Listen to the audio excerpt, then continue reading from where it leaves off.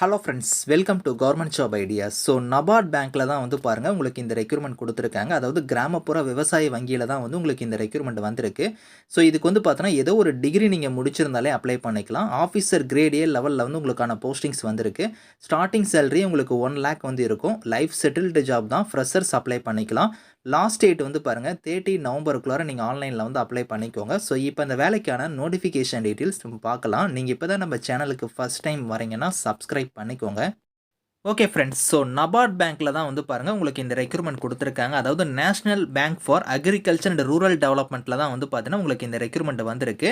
So இங்கேருந்து வந்து assistant மேனேஜரில் வந்து கிரேட் ஏ லெவலில் வந்து உங்களுக்கான போஸ்டிங்ஸ் கொடுத்துருக்காங்க. அதில் வந்து RDBS category, legal category, protocol and security service கேட்டகரியில் வந்து உங்களுக்கான போஸ்டிங்ஸ் வந்திருக்கு. ஆன்லைன் மோட் அப்ளிகேஷன் தான். உங்களுக்கு லிங்க் வந்து பாருங்கள் ஓப்பன் ஆயிடுச்சு. ஸோ 8th நவம்பர் அன்னைக்கு லிங்க் ஓப்பன் ஆயிருக்கு. க்ளோசிங் டேட் வந்து 30 நவம்பர் தான் வந்து லாஸ்ட் டேட். அதுக்குள்ளார அப்ளை பண்ணுற மாதிரி இருக்கும். ஸோ ஃபேஸ் 1 வந்து பார்த்தீங்கன்னா உங்களுக்கு எக்ஸாம் எப்போ இருக்குன்னா 20 டிசம்பர் அப்போ உங்களுக்கான எக்ஸாம் இருக்கும்.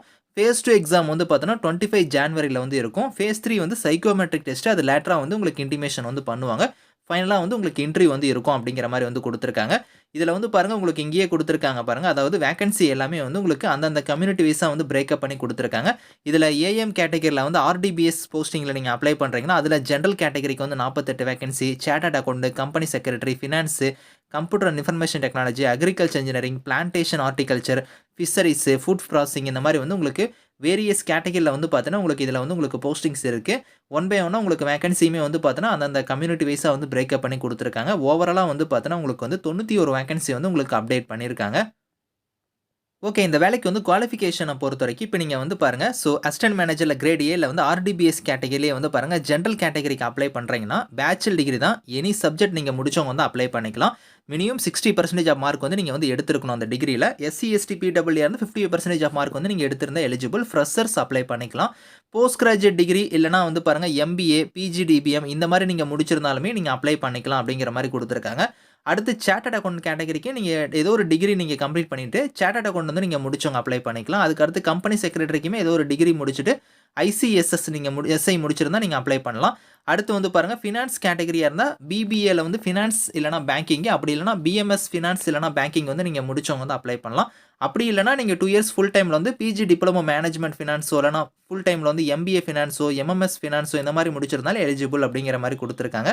ஸோ அடுத்து வந்து பார்த்தீங்கன்னா உங்களுக்கு இங்கே கொடுத்துருக்காங்க பாருங்கள். கம்ப்யூட்டர் அண்ட் இன்ஃபர்மேஷன் டெக்னாலஜி கேட்டகரிக்கு அப்ளை பண்ணுறீங்கன்னா இன்ஜினியரிங்கில் வந்து பார்த்தீங்கன்னா நீங்கள் கம்ப்யூட்டர் சயின்ஸோ, கம்ப்யூட்டர் இன்ஜினியரிங்கோ, கம்ப்யூட்டர் அப்ளிகேஷனோ, இன்ஃபர்மேஷன் டெக்னாலஜியோ, இல்லைனா எலக்ட்ரானிக்ஸோ, எலக்ட்ரானிக்ஸ் அண்ட் டெலிகம்யூனிகேஷனோ, எலக்ட்ரானிக்ஸ் அண்ட் கம்யூனிகேஷனோ, டேட்டா சயின்ஸோ இந்த மாதிரி வந்து உங்களுக்கு வேரியஸ் டிபார்ட்மெண்ட் கொடுத்துருக்காங்க. இதில் நீங்கள் எது முடிச்சிருந்தாலும் அப்ளை பண்ணலாம்.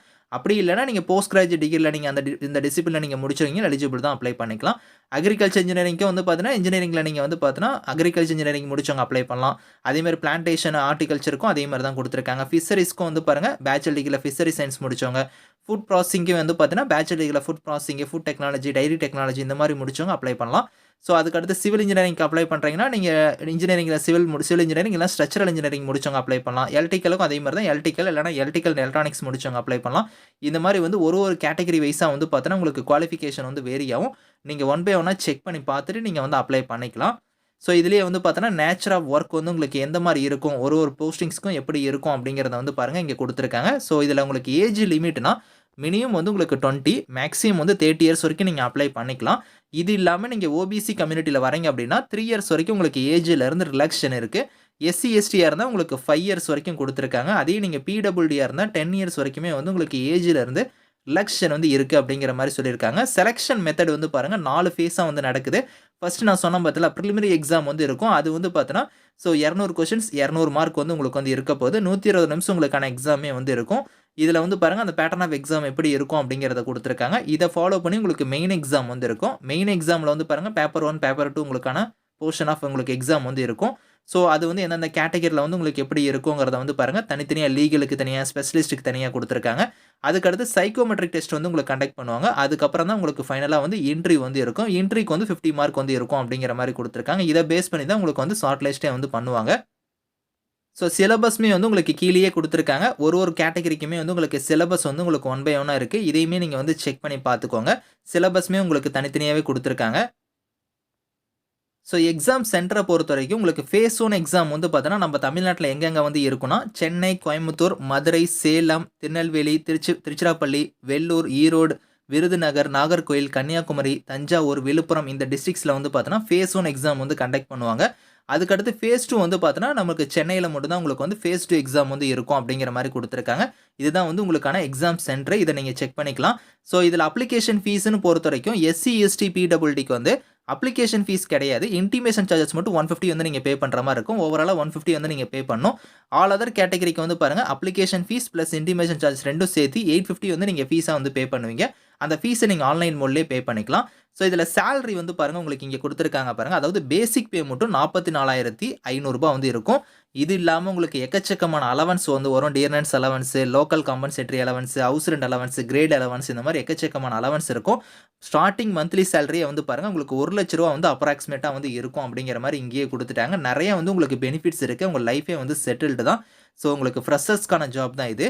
ஹவ் டு அப்ளைல வந்து பாருங்க, nabard.orgங்கிற அந்த வெப்சைட்ல போய் தான் நீங்க ஆன்லைன்ல அப்ளை பண்ணணும். அது வந்து இங்க டீட்டெயிலா குடுத்துருக்காங்க. எப்படி நீங்க அப்ளிகேஷன ரெஜிஸ்ட்ரேஷன் பண்ணணும், அப்ளிகேஷன் ஃபீஸ் எப்படி பே பண்ணணும், டாக்குமெண்ட்ஸ்லாம் என்னென்ன ஸ்கேன் பண்ணணும் அப்படிங்கிறத வந்து பார்த்தீங்கன்னா, இங்க ஒன் பை ஒன்னா இதுக்கு வந்து இன்ஸ்ட்ரக்ஷன் குடுத்துருக்காங்க. இத கரெக்ட்டா நீங்க ஃபாலோ பண்ணாலே நீங்க வந்து ஈஸியா வந்து ஆன்லைன்ல வந்து நீங்க அப்ளை பண்ணிக்கலாம். இது ஒன் பை ஒன்னா நீங்க செக் பண்ணிக்கோங்க. ஃபீஸ் பேமெண்ட் வந்து எப்படி ஆன்லைன்ல நீங்க பே பண்ணணுங்கிறதுலேருந்து எல்லாமே இங்க டீட்டெயிலா இருக்கு. ஸோ டாக்குமெண்ட்ஸ்லாம் என்னென்ன டாக்குமெண்ட்ஸ் நீங்க வந்து எவ்வளோ ஃபைல் சைஸ்ல வந்து நீங்க அட்டாச் பண்ணணும் அப்படிங்கிறதையும் குடுத்துருக்காங்க. இதெல்லாம் கரெக்ட்டா நீங்க ரீட் பண்ணி பார்த்துட்டு நீங்க ஆன்லைன்ல வந்து அப்ளை பண்ணிக்கோங்க. இதுக்கான லிங்க்ஸ் எல்லாமே வந்து நான் கீழ வந்து டிஸ்கிரிப்ஷன்ல வந்து குடுக்குறேன். செக் பண்ணிக்கோங்க. Thank you friends.